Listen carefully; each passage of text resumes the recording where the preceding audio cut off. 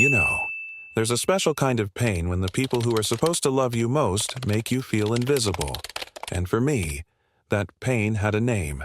Jake, my brother, my golden child brother who could do no wrong, even when he ruined the one thing I poured my heart into. I'm 28 now, and I come from a modest family in a quiet little Midwestern town. My parents, Tom and Linda, worked themselves to the bone to give us a decent life. Dad was a high school English teacher, always quoting Shakespeare or tossing in obscure literary references that made us roll our eyes. Mom was a nurse with the gentlest touch, but nerves of steel. We weren't rich, not even close, but there was love in that house. At least, for a while. Every Friday night was sacred game night around our scuffed-up old dining table. The air thick with the smell of Mom's chocolate chip cookies and Dad's booming laughter. Jake and I were inseparable back then. We built Lego kingdoms and explored the woods like we were hunting dragons. He always led the way, spinning wild stories about fairies and monsters. I thought he hung the moon. But something shifted when Jake hit high school. He'd always been smart, but suddenly he was brilliant. Awards, medals, glowing teacher reviews, and then the big one, Meadowbrook Academy, an elite private high school in the city.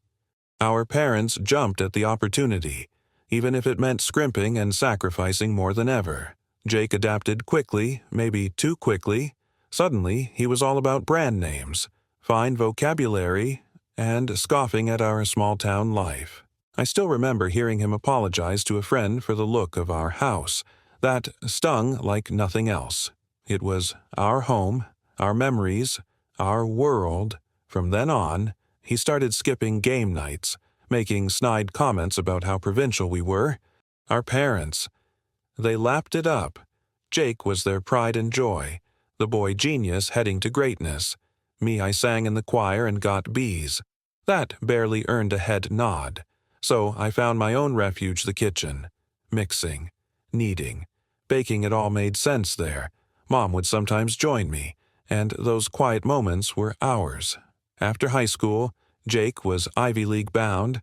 I went to the local state university and worked at a bakery to help with tuition and rent. No fanfare, no celebration. Just me and my apron. Fast forward a few years, I opened my own little bakery back home. It's small, but it's mine. I even help my parents financially now, though you'd think Jake was the one supporting them the way they gush over him. And then came Amy's wedding. My cousin, my kitchen buddy, my biggest supporter. When she asked me to make her cake, I nearly cried. I spent weeks perfecting it. It was a 3-tiered dream with delicate sugar flowers and rich, velvety frosting.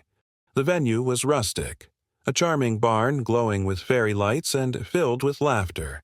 I showed up early, set the cake carefully in place, and helped with the last-minute chaos. Then Jake arrived late.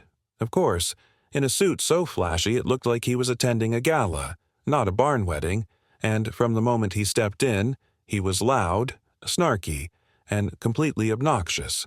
He mocked the decor, belittled the food, and made sure everyone knew he was from New York now. I saw the way Amy's smile faltered, how her new husband clenched his jaw, but they said nothing. Jake didn't stop. After too many drinks, he started harassing Sarah, Amy's childhood best friend and bridesmaid. Sarah tried to brush him off, but Jake just wouldn't quit. And then karma showed up in red wine. He spilled it all over his designer suit and threw a fit, demanding someone fix it. Everyone was staring. Amy looked mortified. I stood frozen, torn between stepping in and letting him finally feel the weight of his choices. I chose silence. Then came the final blow. Jake stumbled, tripped, and face-planted into my cake. Weeks of planning, hours of work, all smeared across his ridiculous suit and smug face. The room went dead silent, and there he was on the floor, dripping frosting, looking straight at me with a flash of that boy I used to build Lego castles with. His eyes begged me for help, but I turned away. Mom and Dad rushed in, fussing over him, shielding him from the shame. I stayed. I helped Amy pick up the pieces literally and emotionally. We salvaged the bottom tier, and she even managed to laugh it off, but inside, I was shattered. That cake was more than dessert. It was validation. It was love. And Jake crushed it without a second thought. Later that night, as I watched Amy cut into what was left, I felt a storm brewing inside me. Rage, sadness, and guilt. Guilt for not helping. Anger for still caring. And a sinking feeling that this wasn't just about a cake. It was about everything. The favoritism. The silence. The way I always came second, no matter how hard I tried. So tell me, was I wrong to let him fall? Should I have helped?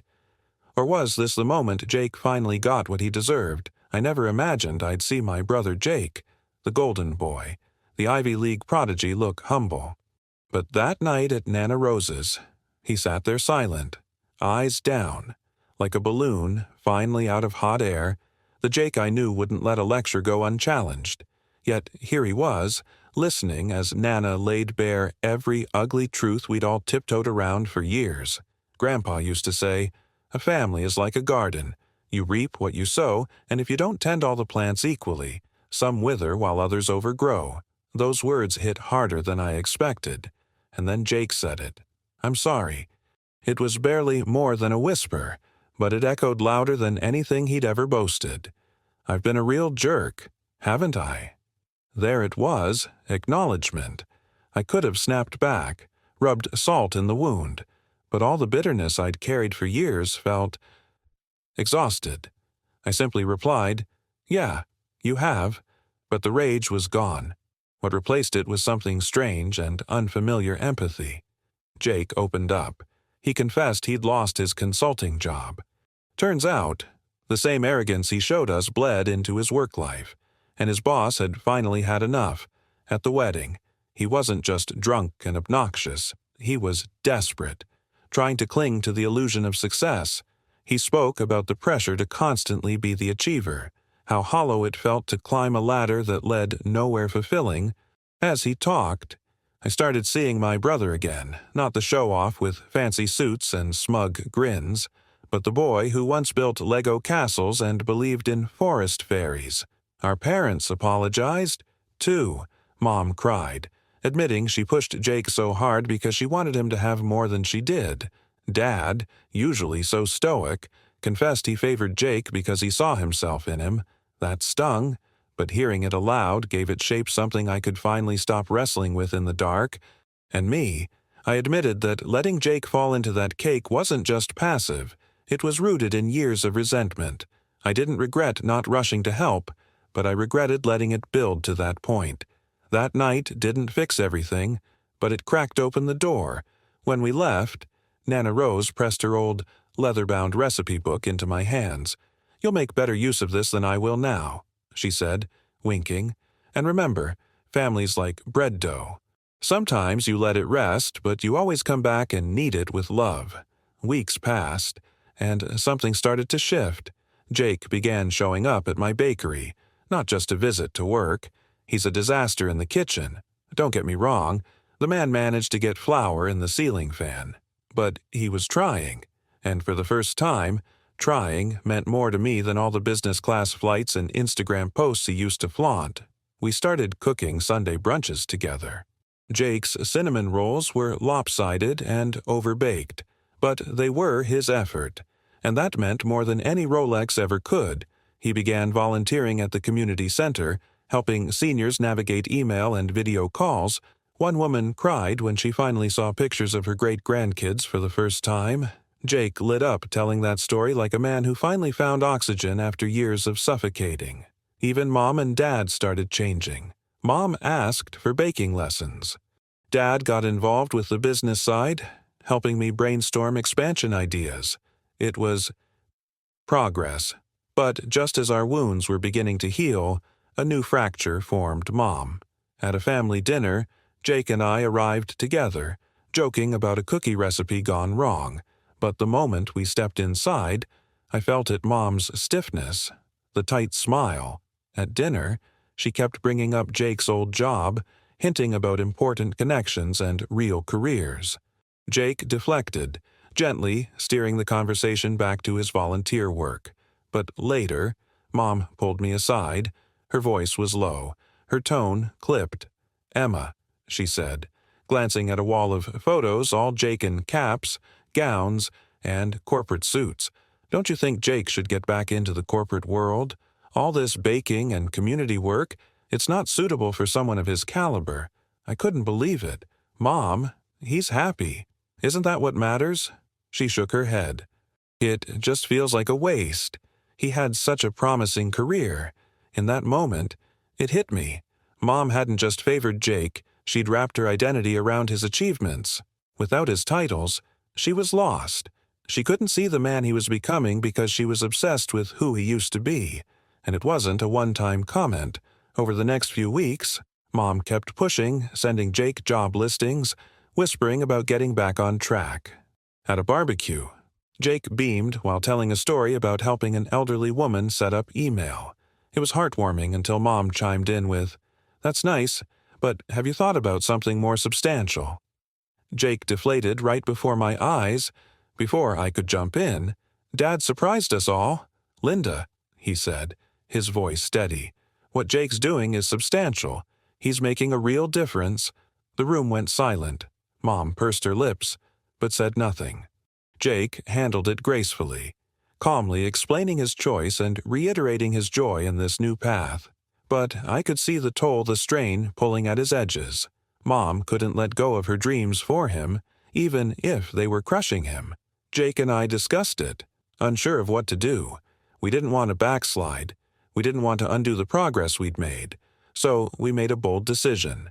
We invited Mom, Dad, and Nana Rose to the bakery after hours for a family meeting. A second reckoning. I baked my stress into 3 dozen cookies and too many muffins. As the scent of vanilla and cinnamon filled the air, I prayed it would soften the edge of what was to come. Mom came in stiff and defensive, Dad torn. Jake spoke first, calm, clear, honest. He shared how unfulfilled he'd been in the corporate world, how deeply satisfied he now felt helping others, and how he wanted to explore starting his own business, inspired by my bakery. "I know you sacrificed for me," he said, voice thick with emotion, "but I need to live a life that means something to me." I told them how proud I was of Jake and how hurt I was by the pressure that still lingered in our home. Mom broke. Through tears, she asked, "How can you throw it all away? We gave up so much." And that's where we paused. There was a moment during that final meeting after the muffins had cooled and the room had filled with the scent of cinnamon and tension where I thought we might fall apart again. The air was thick with unspoken pain. Then Mom, clutching her pride like a shield, asked the question that nearly broke us. "How can you just walk away from all of that?" But before the weight of her words could crush Jake again, Nana Rose stepped in. That woman has a way of speaking that lands deeper than any lecture or raised voice. Calm, clear, immovable. "Linda," she said, "what's more important to you? Jake's resume or Jake's happiness?" That question hung in the air like a thunderclap. For once, Mom didn't have an immediate answer. Her mouth opened, then closed. Then, to all of our shock, she began to cry. Through sobs, she confessed something none of us saw coming. She hadn't been chasing status for Jake. She'd been running from her own insecurities. Our humble upbringing had always made her feel like an outsider. Jake's prestigious career had become her proof that our family could be something more, something respectable. But watching Jake step away from that life felt, to her, like watching all that validation slip away. "I just wanted you both to have everything we couldn't," she whispered, her voice trembling. "I didn't want you to struggle like your father and I did. It was the first time I truly saw her not just as my mother, but as a person, scared and desperate to make things right in the only way she knew how." Dad, bless him, finally spoke up, too. He admitted that he'd supported the pressure on Jake because he didn't want to disappoint Mom, but, in truth, he was proud of the man Jake was becoming.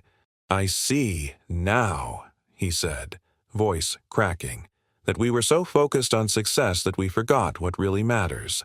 Then he turned to me, and, "Emma, I'm sorry we didn't value your path the way we should have. You've built something beautiful. That moment was like rain after a drought cleansing. emotional, and deeply needed. We spent the next hour talking honestly, really talking. We tore down years of assumptions and rebuilt something sturdier. We talked about redefining success not by salaries or titles, but by purpose, peace, and personal fulfillment. Nana shared stories of our ancestors, how they survived the Great Depression, how Grandpa faced ridicule for becoming a farmer instead of a lawyer. She reminded us, our strength has always been in forging our own paths and standing by each other while we do. By the end of the night, we made real promises. No more pressuring Jake, no more living for appearances. We'd have regular family check-ins and make space for open, honest communication. We'd support each other's happiness, not society's version of it. Then something happened that meant the world to me. As we cleaned up, Mom walked over, picked up a cookie from the tray I'd baked that afternoon, and took a bite. "These are wonderful, Emma," she said softly. "I'm sorry I haven't appreciated your talent as much as I should have. Would you teach me how to make these?" That simple question hit harder than any apology. It was a bridge, a new chapter. In the weeks that followed, real change bloomed. Mom stopped forwarding job postings to Jake. She started asking him about his work at the community center, not with judgment, but genuine curiosity. She even asked him to teach her how to use her laptop better. Watching Jake guide her through emails and video calls was surreal. He was patient, gentle, the kind of son I think she never expected but finally saw clearly. Dad became more vocal, too. He's been helping me with bakery planning and encouraging Jake's ideas for his own small business. We're finally working as a team, not as competitors in a household hierarchy, and Jake and I, we've never been closer. Our Sunday brunches have become my favorite part of the week. Last weekend, Jake attempted one of Nana Rose's old pie recipes. The crust was laughably dense, and the filling ran like soup, but we laughed until our stomachs hurt. For the first time since childhood, we were making memories, not comparisons. We still stumble. Old habits don't vanish overnight. Sometimes Mom slips up and mentions a real job, or I catch myself bracing for favoritism that never comes. But now, we face it together. We talk, we listen, and we heal. Looking back, it's wild to think that a single wedding cake disaster could set all this in motion. That moment, as humiliating as it was for Jake and frustrating for me, became the trigger for a much-needed family reckoning. It tore open wounds we'd ignored for too long and forced us to clean them out, stitch by painful stitch. We're not perfect. We never will be. But we're learning to love each other without conditions, to appreciate each other's paths even when they diverge, and to redefine what success means for us. Thank you for reading, for supporting, for holding space while we worked through the mess. We may have started in silence and resentment, but we're ending in laughter and pie crusts. And honestly, that's the sweetest ending I could have asked for. This story offers a powerful reminder that healing within families is possible, but it often begins with uncomfortable truths and the courage to confront long-standing pain. At its heart, the narrative reveals how unchecked favoritism and societal definitions of success can quietly erode relationships, planting seeds of resentment, guilt, and emotional distance. Jake's fall from grace. His public humiliation and career loss became a mirror not only for his own personal reckoning, but for the entire family to examine the unhealthy patterns they had normalized. The story also shows that love isn't about perfection or achievement. It's about presence, humility, and growth.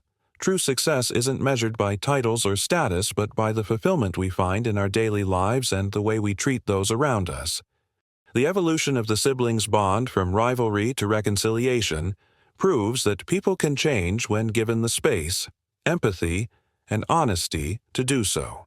Additionally, it sheds light on how parents can project their insecurities onto their children, sometimes mistaking pressure for love. The turning point comes when the family shifts from performance-based expectations to emotional connection and understanding. Through honest conversations, shared vulnerability, and mutual support, They rediscover their capacity for love beyond conditions or roles. Life will always present challenges, but this story reminds us that with open hearts, humility, and the willingness to listen, even painful beginnings can lead to beautiful, healing transformations. It's a call to redefine what we value, to forgive without erasing the past, and to nurture our closest bonds not with judgment, but with compassion. Whether you're the overlooked child, the pressured sibling, or the parent caught in fear, this story teaches us it's never too late to reconnect and begin again. If this story resonated with you in any way, whether you've experienced sibling rivalry, family pressure, or the journey of healing, I hope it reminded you that change is always possible. Sometimes, all it takes is one moment, one honest conversation, to start mending years of silence and pain. If you got value from this video, go ahead and comment 1 down below. It lets us know these stories mattered to you. And don't forget to like the video, subscribe to the channel, and share it with someone who might need a reminder that family bonds, while complicated, are also worth fighting for. We'd also love to hear your thoughts. How did this story make you feel? Did it remind you of something in your own life? Drop a comment and let's talk about it. Your voice matters here. Thanks for watching, and we'll see you in the next story.